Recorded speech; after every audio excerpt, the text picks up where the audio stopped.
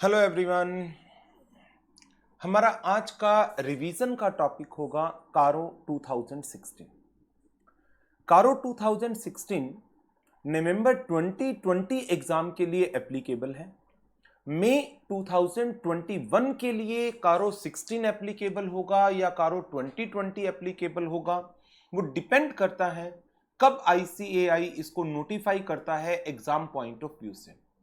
क्या मिनिस्ट्री इसकी एप्लीकेबिलिटी को फर्दर डेफर करती है या नहीं। यदि मिनिस्ट्री ने इसको फर्दर डेफर नहीं किया, then in my opinion May 21 exam के लिए कारो 2020 अप्लाई होगा। But still we need to wait for the ICAI notification in this regard. So जब तक आईसीएआई का नोटिफिकेशन इन रिलेशन टू कारो 2020, जब तक वो नोटिफिकेशन नहीं आता तब तक के लिए हम मान कर चलेंगे कारो 2016 एग्जाम के लिए एप्लीकेबल है। नवंबर 2020 एग्जाम के लिए तो डेफिनेटली ये एप्लीकेबल है ही। सो स्टार्ट करते हैं कारो 2016 की रिवीजन को। कारो 2016 सेंट्रल गवर्नमेंट ने इशू किया था यूजिंग देयर पावर्स, जो सेक्शन 143 सबसेक्शन 11 के अंदर उनको मिली हुई है। सेक्शन 143 सबसेक्शन 11 कहता है कि central government may issue an order for specified classes of companies requiring their auditor to report on the matters specified in the order। तो सेंट्रल गवर्नमेंट ने अपनी पावर को यूज करते हुए ऑर्डर इशू किया है जिसका नाम है कंपनीज ऑडिटर रिपोर्ट ऑर्डर 2016। ये ऑर्डर कुछ स्पेसिफाइड क्लासेस ऑफ कंपनीज के ऊपर एप्लीकेबल होगा। तो नंबर एक जो हमारा काम होगा उन स्पेसिफाइड क्लासेस ऑफ कंपनीज को कवर करना जिनके ऊपर ये ऑर्डर एप्लीकेबल है। नंबर दो, ये ऑर्डर के अंदर कौन कौन से मैटर स्पेसिफाई किए गए हैं जो इन स्पेसिफाइड क्लासेस ऑफ कंपनीज के ऑडिटर को अपनी ऑडिट रिपोर्ट के अंदर रिपोर्ट करना है, वो हमारा दूसरा काम होगा। अराउंड 16 मैटर्स हैं पैरा 3 के अंदर, 16 क्लॉजेस जिनकी रिपोर्टिंग कंपनी के ऑडिटर को करनी होगी, provided company is covered in the specified classes of companies. Rule number 3 के अंदर वो सारे मैटर्स हैं जिनके ऊपर कंपनी ऑडिटर को रिपोर्ट करना होगा। तो हमारे दो मेन टॉपिक हो गए कारो 2016 के अंदर। पहला टॉपिक हो गया कौन सी कंपनीज के ऊपर कारो के प्रोविजंस एप्लीकेबल होंगे, कारो की रिपोर्टिंग करनी होगी। नंबर दो, रिपोर्टिंग के वो 16 मैटर्स क्या क्या हैं जिन पर इन स्पेसिफाइड क्लासेस ऑफ कंपनीज के ऑडिटर को रिपोर्ट करना है। तो स्टार्ट करते हैं पहले पॉइंट के साथ, स्पेसिफाइड क्लासेस ऑफ कंपनी जिनके ऑडिटर को इन स्पेसिफाइड मैटर्स की रिपोर्टिंग करनी है। Applicability of companies auditor report order 2016। कारो 2016 shall apply to every company। हर एक कंपनी पर अप्लाई होगा including a foreign company, except banking company पर नहीं होगा, इंश्योरेंस कंपनी पर नहीं होगा। Companies which are licensed to operate under section 8 that is not for profit organisations, the companies which are formed for the purpose of promotion of art, science, religion etcetera, उनके ऊपर CARO की reporting apply नहीं होगी। And 1 person company, small companies, इन पर CARO की reporting apply नहीं होगी। प्राइवेट लिमिटेड कंपनी जो होल्डिंग या सब्सिडियरी नहीं है किसकी, पब्लिक कंपनी की, और 3 कंडीशंस को पूरा करती है, देन कारो अप्लाई नहीं होगा। 3 कंडीशंस क्या है, paid up capital and reserve and surplus वो 1 करोड़ से ज्यादा का नहीं है। Borrowings does not exceed 1 crore, borrowing किससे, फ्रॉम बैंक्स और and financial institutions, and total revenue as disclosed by schedule 3 वो अमाउंट 10 करोड़ से ज्यादा का नहीं है। Total revenue as disclosed in schedule 3 does not exceed ₹10 crore. So अब आपको इन दोनों पॉइंट्स को साइमल्टेनियसली पढ़ना है। नंबर 1, यदि एक प्राइवेट कंपनी स्मॉल कंपनी की डेफिनेशन में फॉल कर जाती है, प्राइवेट कंपनी एक स्मॉल कंपनी की डेफिनेशन में फॉल कर रही है, स्मॉल कंपनी का क्राइटेरिया फुलफिल कर रही है, देन कोई रिपोर्टिंग नहीं चाहिए, कोई रिपोर्टिंग नहीं चाहिए। बट यदि प्राइवेट कंपनी होल्डिंग या सब्सिडियरी है किसकी, पब्लिक कंपनी की, then reporting will be required, फिर आपको रिपोर्टिंग करनी पड़ेगी। Other private companies, other private means जो स्मॉल कंपनी का क्राइटेरिया पूरा नहीं कर रही और पब्लिक कंपनी की सब्सिडियरी या होल्डिंग भी नहीं है, इन दैट केस यदि 3 कंडीशंस पूरी होती हैं, 3 कंडीशन क्या, paid up capital plus reserve and surplus less than और equal to 1 crore and borrowings less than और equal to 1 crore and total revenue less than और इक्वल टू 10 करोड़, देन कोई रिपोर्टिंग नहीं करनी, नो रिपोर्टिंग रिक्वायर्ड। हाउएवर यदि paid up capital 1 crore रुपए से ज्यादा है और बोरोविंग 1 करोड़ से ज्यादा है और रेवेन्यू 10 करोड़ से ज्यादा है, देन आपको रिपोर्टिंग करनी पड़ेगी। नाउ तीनों कंडीशंस पूरी करते हो, तीनों कंडीशंस के बीच में एंड का साइन है, लेस देन और इक्वल टू के साथ ये तीनों कंडीशंस चल रही हैं, तो आप एग्जम्पशन में आ जाएंगे, no reporting required. However greater than के साइन के साथ मैं बात करता हूं तो तीनों में से कोई भी एक कंडीशन पूरी हो गई तो रिपोर्टिंग रिक्वायर्ड होगी। आप कई बार अलग अलग कंटेंट को पढ़ते हैं अलग अलग जगह से, तो कई जगह पर तीनों कंडीशन लिखी होती है, कुछ जगह पर एक कंडीशन लिखी होती है, तो वो डिपेंड करता है कि उसके साथ greater than, equal to, less than क्या साइन लगा हुआ है और वो एग्जम्पशन की बात कर रहा है या फिर रिपोर्टिंग की बात कर रहा है। यदि मैं और की बात करता हूं, तीनों में से एक कंडीशन की बात करता हूं, तो साइन लेस देन और इक्वल टू की जगह ग्रेटर देन का साइन होगा और रिपोर्टिंग रिक्वायर्ड होगी। बट यदि मैं लेस देन और इक्वल टू की साइन की बात करता हूं और एंड तीनों कंडीशंस की बात करता हूं, देन रिपोर्टिंग रिक्वायर्ड नहीं होगी, एग्जम्पशन मिल जाएगी। तो ये प्राइवेट लिमिटेड कंपनी का केस है कि जहां पर यदि private limited company small company के क्राइटेरिया को फुलफिल कर दे, देन कारों की रिपोर्टिंग नहीं आएगी। यदि प्राइवेट कंपनी पब्लिक कंपनी की होल्डिंग या सब्सिडियरी है, then reporting will be there. Other private companies में डिपेंड करता है क्या कंडीशंस पूरी हो रही हैं या नहीं हो रही। और paid up capital and reserve and surplus कब देखना है, as on balance sheet date. Borrowing किन की, borrowings from banks and financial institutions किस समय, at any point of time during the financial year. Turnover या revenue as per schedule 3 for the financial year, including the revenue from discontinuing operations. So now ये order apply होगा किस पर, private companies के ऊपर, जब ये तीनों कंडीशंस पूरी नहीं हो पाएंगी, तीनों कंडीशंस पूरी नहीं हो पाएंगी, क्योंकि ये साइन क्या है, लेस देन और इक्वल टू। जब लेस देन और इक्वल टू नहीं है, मतलब आप ग्रेटर देन पर हो गए, तो कारों की रिपोर्टिंग करनी पड़ेगी।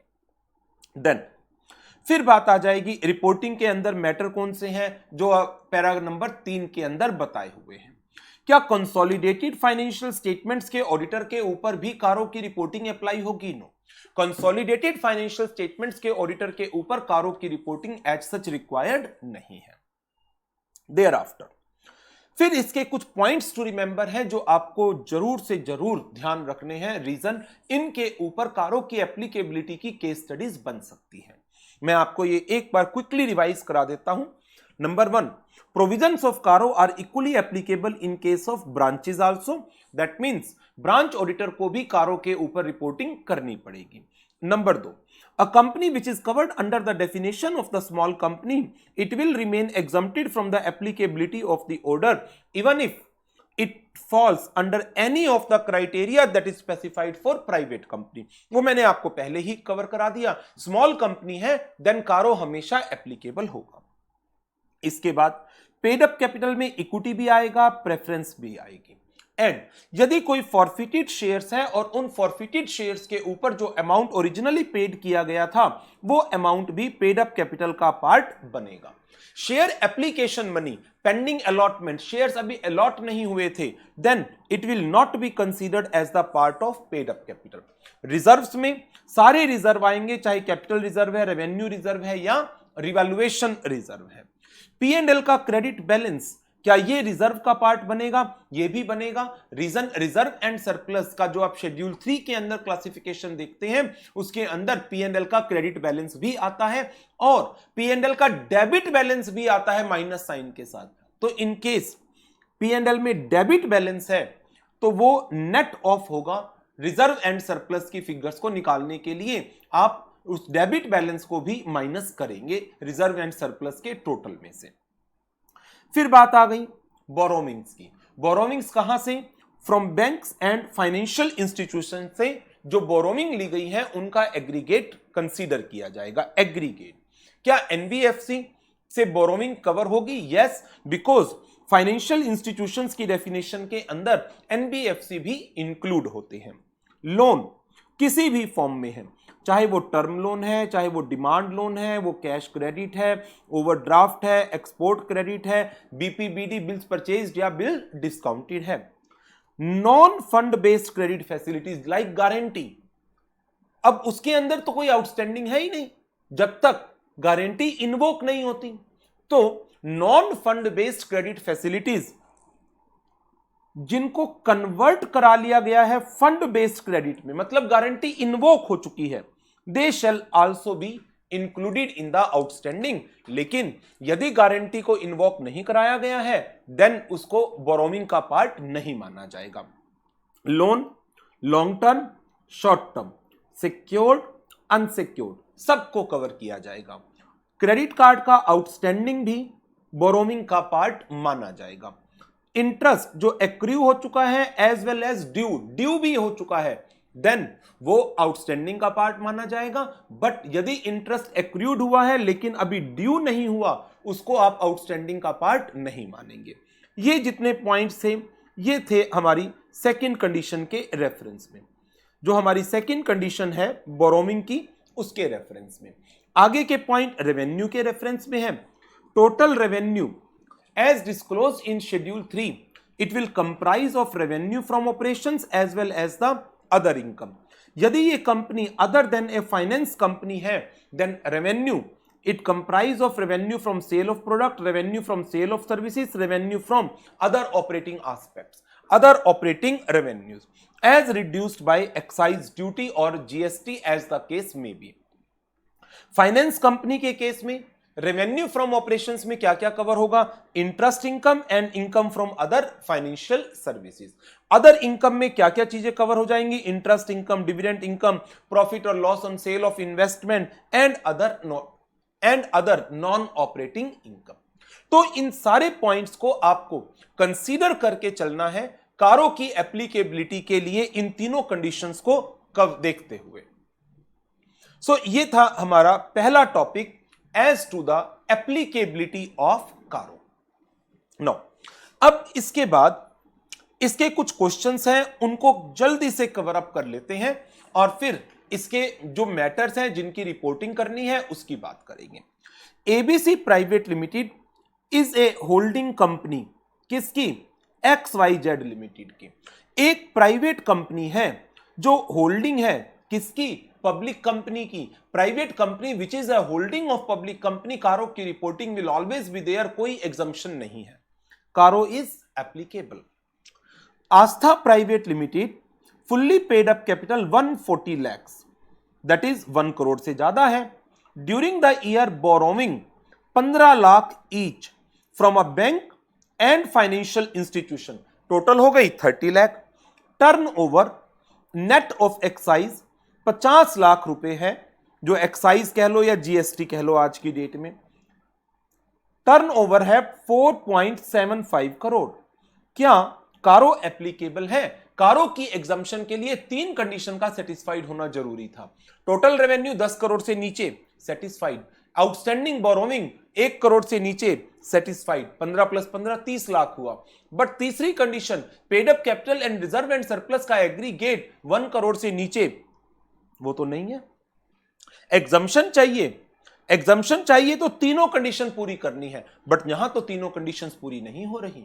यहां तो इसमें आ गया paid up capital, reserve and surplus 1 crore से ज्यादा है और तीनों में से कोई भी कंडीशन पूरी हो गई, और का साइन लगा हुआ है, रिजल्ट कारो की रिपोर्टिंग चाहिए। CARO is applicable as paid up capital exceeds 1 crore. Next question, Etech private limited outstanding loan 20 lakh bank से, 30 लाख फाइनेंशियल इंस्टीट्यूशन से।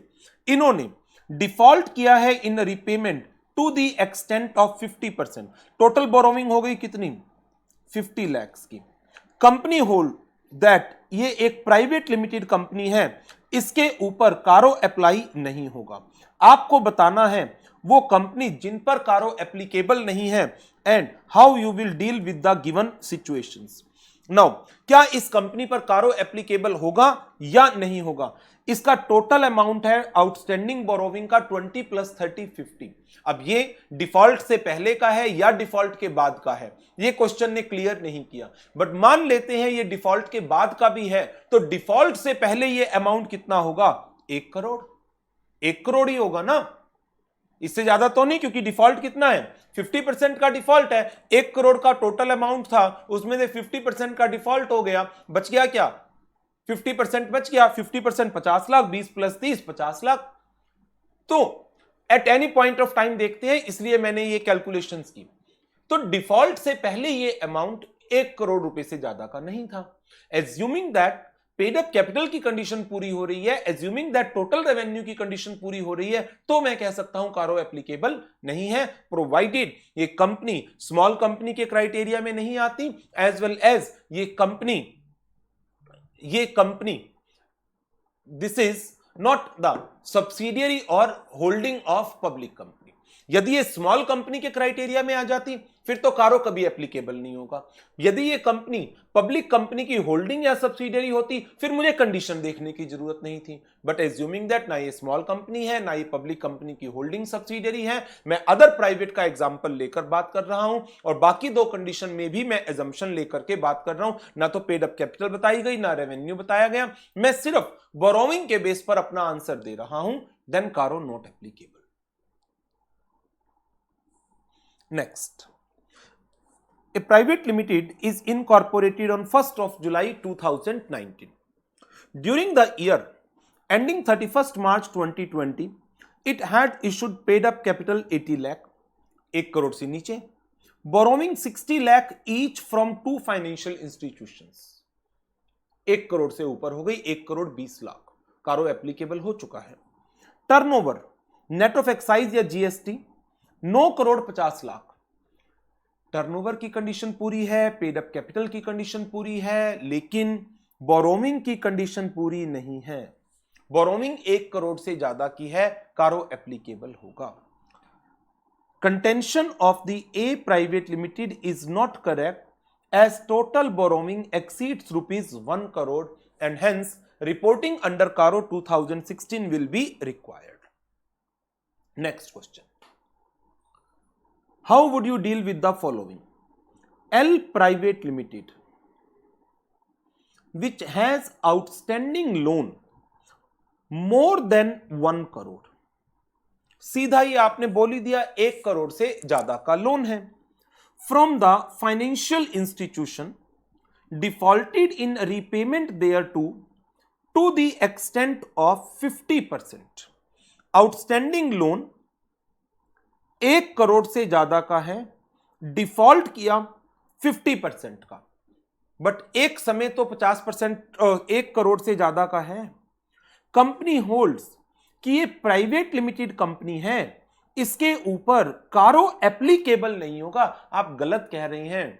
आपका यदि ये अमाउंट डिफॉल्ट के बाद का है, तब भी ये 1 करोड़ से ज्यादा का है। डिफॉल्ट से पहले होता तो ये 2 करोड़ से ज्यादा का होता।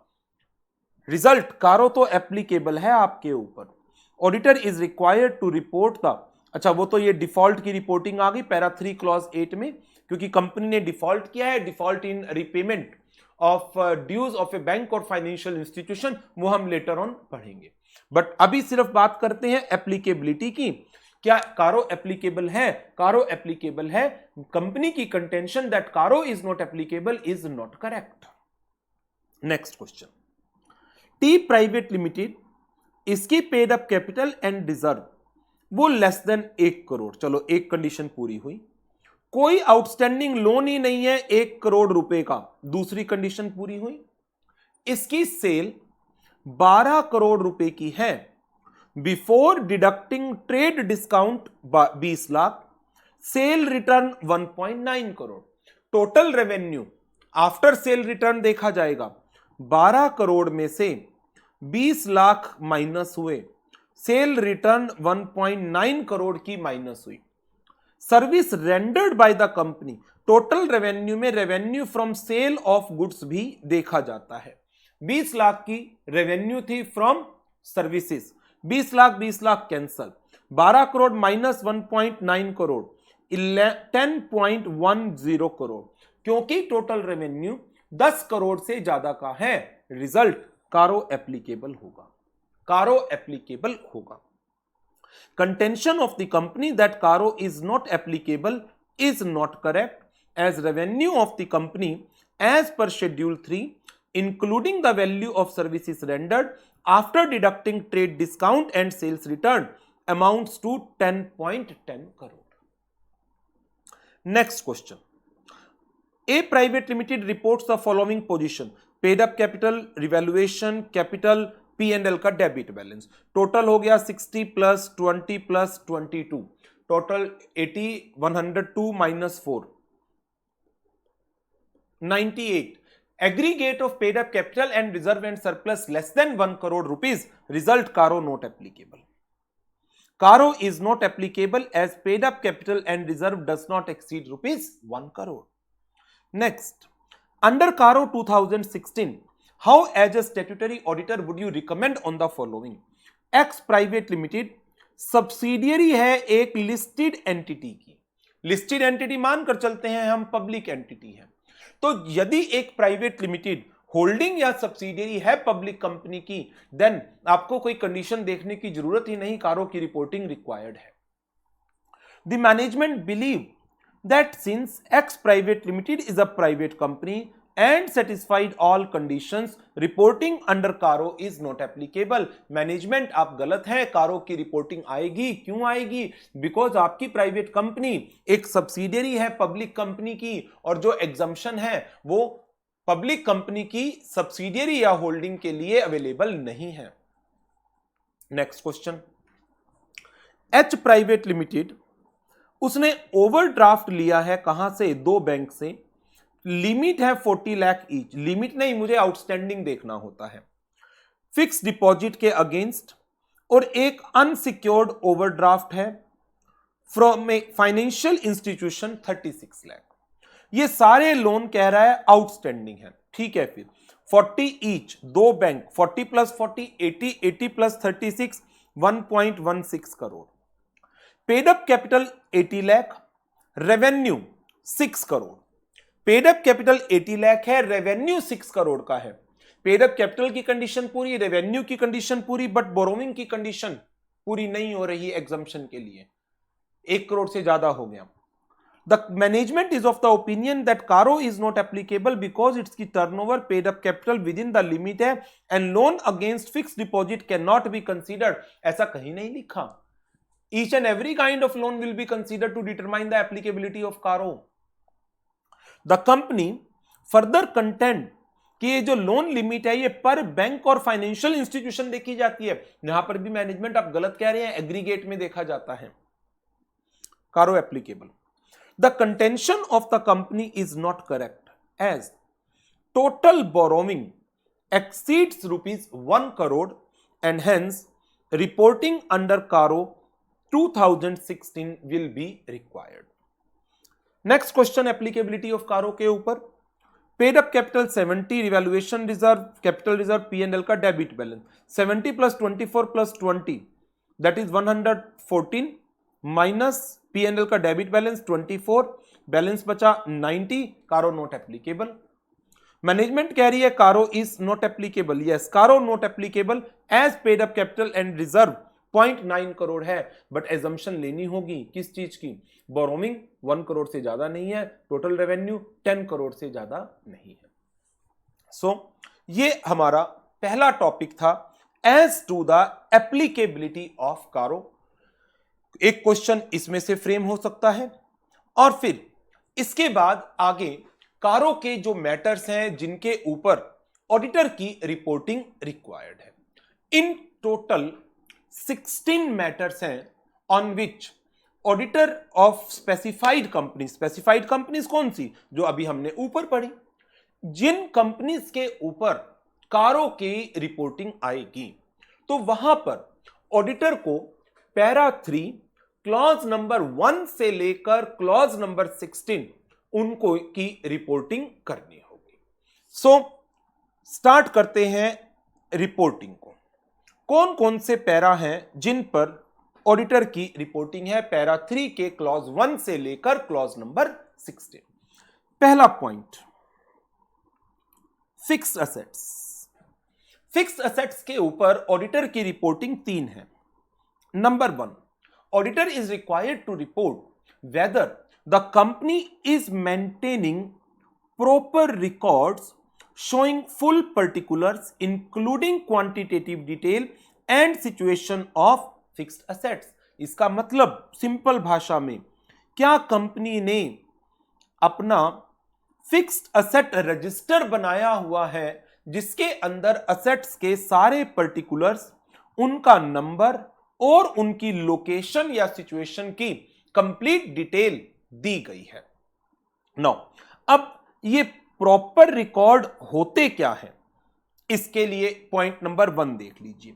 The order does not define as to what constitute the proper record, thus what constitute the proper record is a matter of professional judgement considering the facts and circumstances of each case. आगे बढ़ते हैं। Number 2 पर बात आ जाती है physical verification. Physical verification of fixed asset is the duty and responsibility of the management. क्या fixed assets की physical verification bye the management at reasonable interval की गई है? यदि हां, तो क्या उस फिजिकल वेरिफिकेशन के दौरान मैनेजमेंट ने कोई डिस्क्रिपेंसी नोटिस की?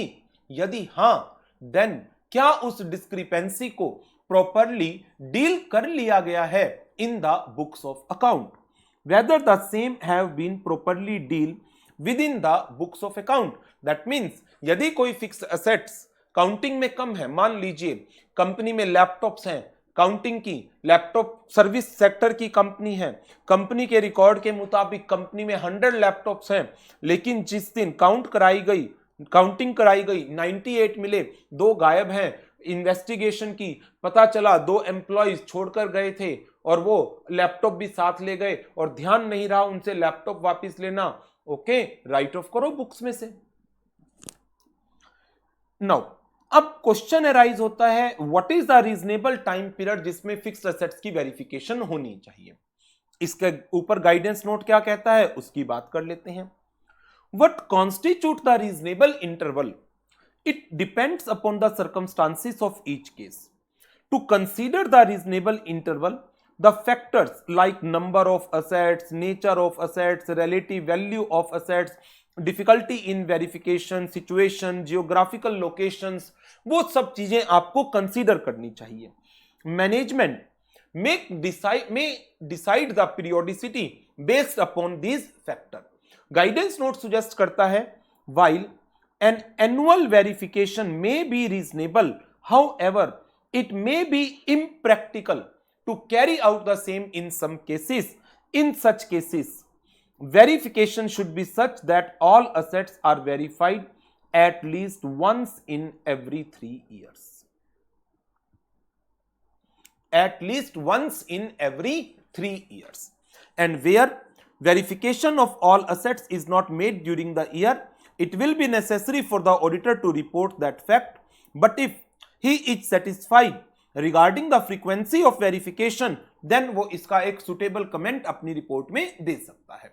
तो ये सेकंड पॉइंट है जो पैरा 3 क्लॉज 1 के अंदर ऑडिटर को रिपोर्ट करना है। अब चलते हैं इसके तीसरे पॉइंट पर। तीसरा पॉइंट है इसका टाइटल डीड। इसके ऊपर क्या रिक्वायरमेंट है? Whether title deeds of immovable properties they are held in the name of the company. यदि हां तो ठीक है, यदि नहीं बस डिटेल दीजिए। अब टाइटल डीड होती क्या है, इसके ऊपर गाइडेंस नोट का क्या कहना है उसकी बात कर लेते हैं। The order is silent as to what constitutes the title deed. In general, title deed means a legal deed और document constituting evidence of a right, जिसके थ्रू एक पर्सन को राइट्स मिल रहे हैं, and particularly the right of legal ownership of a property. Title deed of the immovable properties में बी registered sale deed, transfer deed, conveyance deed, etc. of land and building, purchased, allotted, transferred by any person including government authority, local authority, etc. Leasehold land and building के case में lease agreement duly registered with the appropriate authority वो title deed का काम करेगा। So as a auditor हमें क्या report करना है? क्या title deeds of the immovable properties क्या ये कंपनी के नाम पर है? यदि हां ठीक है, यदि नहीं डिटेल दीजिए। If not provide the details. Reporting under this clause whether the title deeds of the immovable property are not held, where the title deeds are not held in the name of the company, then auditor is required to report the following. Land के case में total number of such cases, क्या ये lease hold है, free hold है, gross block, net block, and remarks if any. Building के case में total number of cases, gross block and net block, and remarks if any. अब इसके question देख लेते हैं। एक्स लिमिटेड ने अपने मैन्युफैक्चरिंग ऑपरेशंस को क्लोज कर दिया और अपने सारी मैन्युफैक्चरिंग फिक्स्ड एसेट्स को बेच दिया। However it intends to continue its operation as a trading company. In respect of other fixed assets, company carried out a physical verification at the end of 31st March 2020 and found a material discrepancy of 1 lakh which was written off and disclosed separately in the P&L account. आप अपनी report में इसको कैसे report करेंगे? हमारी audit report में, कारो की रिपोर्टिंग में पॉइंट नंबर पैरा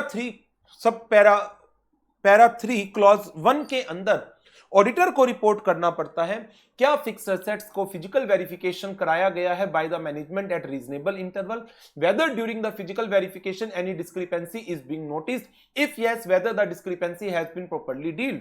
अब इस केस में देखें, जो असेट्स मैनेजमेंट ने बेच दिए वो तो ठीक है, चलो जो बचे हुए हैं उनकी फिजिकल वेरिफिकेशन करवाई गई, डिस्क्रिपेंसी भी मिली और उसको राइट डाउन भी कर दिया गया।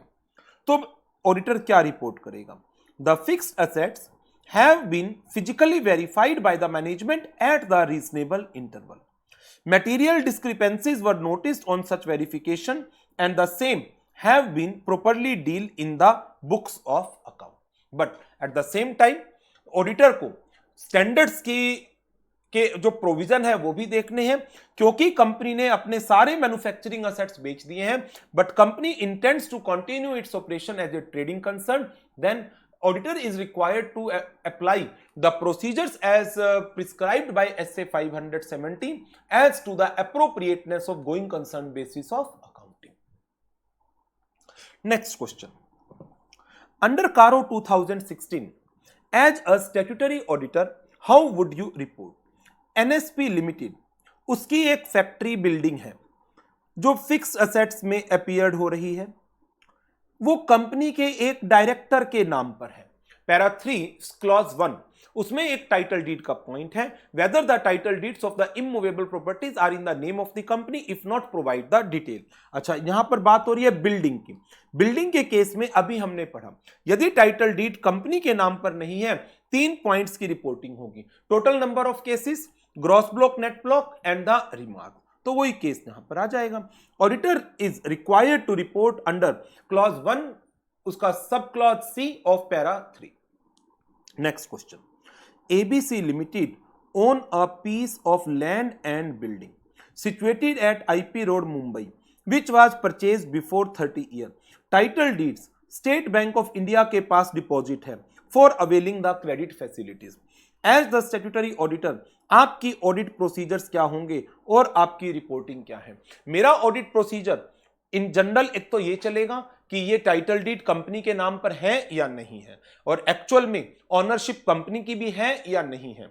तो इसके लिए मैं मैनेजमेंट से रिक्वेस्ट कर सकता हूं कि मुझे ये टाइटल डीड देखनी है, अरेंजमेंट कराया जाए बैंक के साथ। बैंक एग्री कर जाता है आपको ओरिजिनल पेपर दिखाने के लिए, आप बैंक में विजिट करके ओरिजिनल पेपर देख सकते हैं। बट अदरवाइज दूसरा प्रोसीजर क्या है, you may ask for a external confirmation from the bank officials and based upon that आपको अपने आप को एश्योर करना है whether the title deeds are in the name of company और नॉट, क्योंकि यहां पर मेन किसकी रिपोर्टिंग मांगी गई, कारो 16 की, और कारो 16 के अंदर रिपोर्टिंग क्या है, क्या ये टाइटल डीड कंपनीज के नाम पर है या नहीं है।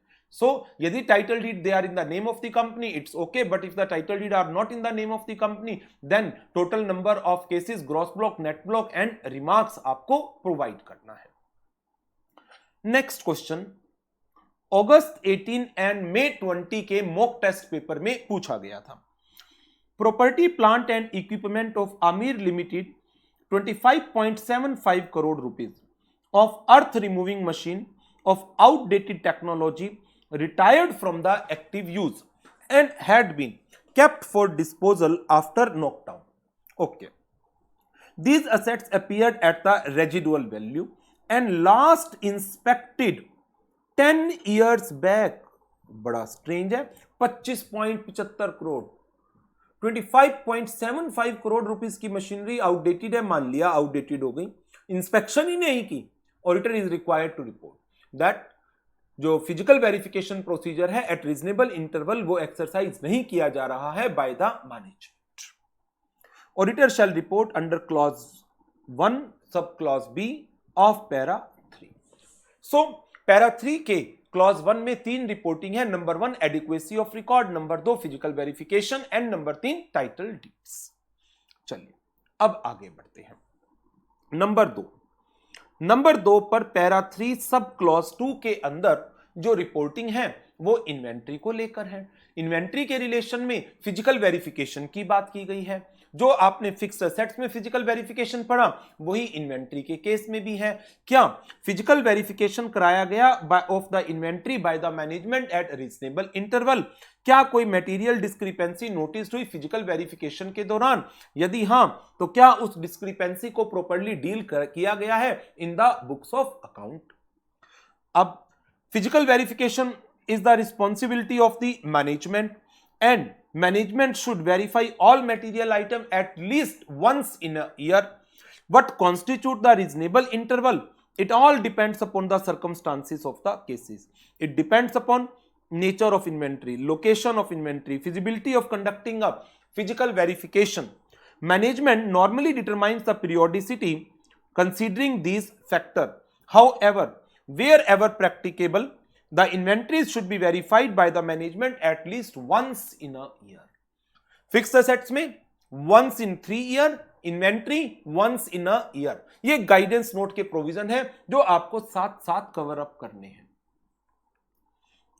What are the reporting requirements for closing stock in Caro 2016? Para 3 clause 2. Next question October 19 के mock test पेपर का है।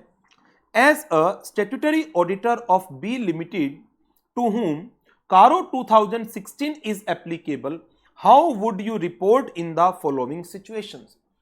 Physical verification of only 50% of the item of the inventory has been conducted by the company. Balance 50% will be conducted in the next year due to lack of time and resources. गलत है। Inventory की verification तो at least once in a year तो होनी चाहिए। That means physical verification of inventory is not being conducted by the management at the reasonable interval and hence auditor is required to make a report over it. Auditor को इनके ऊपर report करना चाहिए। Okay, so this is about para 3 clause number 2। अच्छा, अब एक काम करिए, मेरे इस पेंसिल की बैटरी भी डिस्चार्ज हो गई है और आगे के क्लॉज फिर मैं नेक्स्ट अलग सेशन में रिकॉर्ड कर देता हूं। आप एक काम करिए, नेक्स्ट सेशन देखने से पहले आप कंपनी लॉ के, जो आपके कॉर्पोरेट एंड इकोनॉमिक लॉ का पेपर है, उसके section number 189, section number 184 and 185, 185 and 186, sorry 185 and 186, और इसके अलावा 188 रिलेटेड पार्टी ट्रांजैक्शंस, मैं आपको लिस्ट कर देता हूं। सेक्शन 185, 186, 188, 189, 192, जो आपका meetings of the board and its powers का चैप्टर है, उनके 5 सेक्शन पढ़ लीजिएगा, वो भी रिवाइज हो जाएंगे आपके इस बहाने, और कारों के अंदर भी इनका रेफरेंस आएगा आप सबका। इसके अलावा सेक्शन 197 मैनेजरियल रेम्यूनरेशन का एंड शेड्यूल 5 के पार्ट नंबर 2 का सेक्शन नंबर 2, जिसमें इफेक्टिव कैपिटल बेस्ड पर मैनेजरियल रेम्यूनरेशंस के पॉइंट्स हैं, उनको भी आप कवर अप कर लीजिएगा। ये आगे कारों की रिपोर्टिंग में यूज होने हैं सेक्शंस, तो इनको आप कवर अप कर लीजिएगा। इस सेशन को मैं यहीं पर ओवर कर रहा हूं और नेक्स्ट सेशन में फिर मैं इनके आगे के क्लॉजेस की रिपोर्टिंग आपके साथ डिस्कस करूंगा। ठीक है, तो मुलाकात करते हैं नेक्स्ट सेशन में। Good bye and take.